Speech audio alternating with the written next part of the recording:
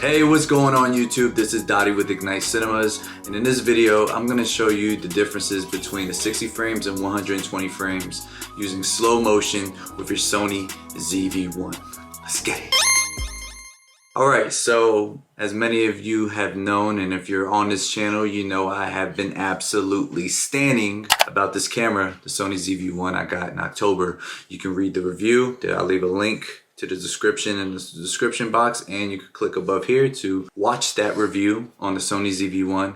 And I've been learning more things about the camera, and one of the things I always wanted to test out was their slow motion. And I'm talking 60 frames and their 120 frames. Now yes, I do realize that I can take it up a notch to I think 240, 480, and 960, but I'm gonna save that for a different video. The other day here in Virginia, it was absolutely snowing. We finally had a snow day. It's been like 2 years, and I took the boys out and I took our French Bulldog Jack outside, and I was like, you know what? What better way to test some slow motion using the Sony ZV-1? And that's exactly what I did. So right now we're gonna get into some test footage, and I'll show you guys how we can slow it up and the difference between it being in a regular 24 frames as opposed to the 60 and the 120, and using the timeline. Today we're going to be editing in Final Cut Pro 10 because that's how I do. Final Cut gang all day. Let's get into it. Also, for those of you who don't know how to access the 60 frames and 120 frames, I'm about to break that down right now. We could go step by step so you can achieve these looks in your next video that you create with the Sony ZV-1. Alright, so when you turn your ZV-1, we're gonna go to menu, and we are gonna go to the second screen up here. Now keep in mind, if you do 4K, you won't be able to do the 120 frames. Okay, because when you come down to record settings, you can only do 24 or 30. So we're gonna have to go to this guy right here. We'll select that. Then record setting, we can choose 60p. I always do 50. I do 50. A rule of thumb, the bigger the file size, the better clarity you're gonna get. Or you can come down to the 120, and I do the 100 right here, 120. And this is how you do the 60 and 120. Alright, so before we get into our editing program, which I'm using Final Cut Pro 10, I want to give you guys a formula how you can get the most out of your slow motion, whether you film at 60 frames or 120 frames with the ZV-1. So a rule of thumb to go by is oftentimes, you know, we can reduce it to 50%. You know, if you go to Final Cut like this, you can come over here, slow motion, it does 50% automatically. But in order to get the most, there's actually a formula we can use. So every time I edit, I always use 24p. That's my timeline.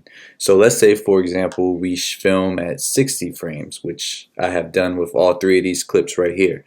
So you're gonna wanna divide 24 divided by 60, which you'll get 0.4 or 40%.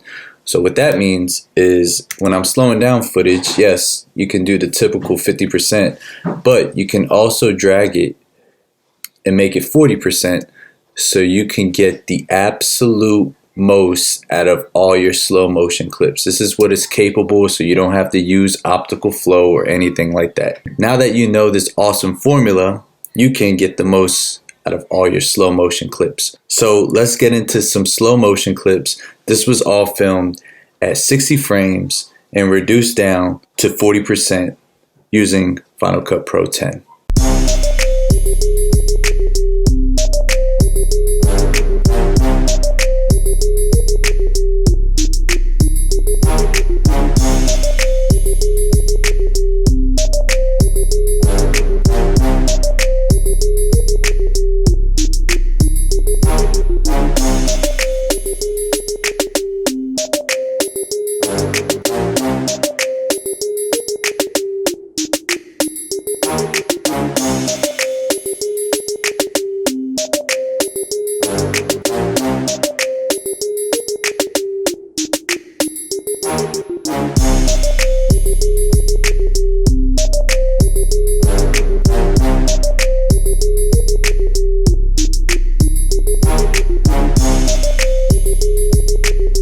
Alright, so using that same formula I said with the 60 frames. What we're gonna do now, 24 frame timeline. These are all 120 frames out the Sony ZV-1. So when we divide that, we get a 0.2, which is 20%. So we can knock these down all the way up to 20%, which I've done. And you can see right now in the test footage how icy and smooth. The slow motion is impeccable, and you can do this at 1080. You could even achieve this in 4K with the Sony ZV-1. Game changer.